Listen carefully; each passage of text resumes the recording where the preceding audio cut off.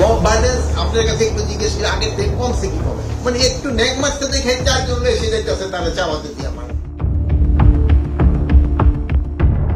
ঢাকার আশেপাশে mob justice কমলেও দেশের বিভিন্ন এলাকায় এখনও মব জাস্টিস চলছে বলে মন্তব্য করেছেন স্বরাষ্ট্র উপদেষ্টা লেফটেন্যান্ট জেনারেল জাহাঙ্গীর আলম চৌধুরী।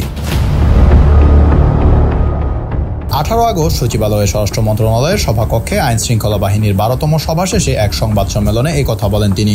সভায় জুলাই হত্যাকাণ্ডের মামলা রেকর্ড, সারা দেশের আইন শৃঙ্খলা পরিস্থিতি, মব সৃষ্টিকারীদের বিরুদ্ধে ব্যবস্থা, ছিনতাই চাঁদাবাজদের বিরুদ্ধে ব্যবস্থা, শীর্ষ সন্ত্রাসীদের জামিন সহ নানা বিষয়ে আলোচনা হয়। স্বরাষ্ট্র উপদেষ্টা বলেন, নির্বাচনের আগে আমরা 15,851 জন পুলিশ সদস্য নিয়োগ দিয়েছি। বিজিবিতে 4,469 জন, আনসারে 5,551 জন, কারা 1,558 জন এবং ফায়ার সার্ভিস ও সিভিল ডিফেন্সে 208 জন নিয়োগ দিয়েছি। এগুলো সব নতুন নিয়োগ। এসব পদের মধ্যে কিছু সৃজিত পদ ও কিছু শূন্য পদ। পুলিশের এসব নিয়োগ সাব ইন্সপেক্টর থেকে কনস্টেবল পর্যন্ত। এছাড়া আনসার ও বিজিবির ক্ষেত্রেও কনস্টেবল নিয়োগ দেওয়া হয়েছে।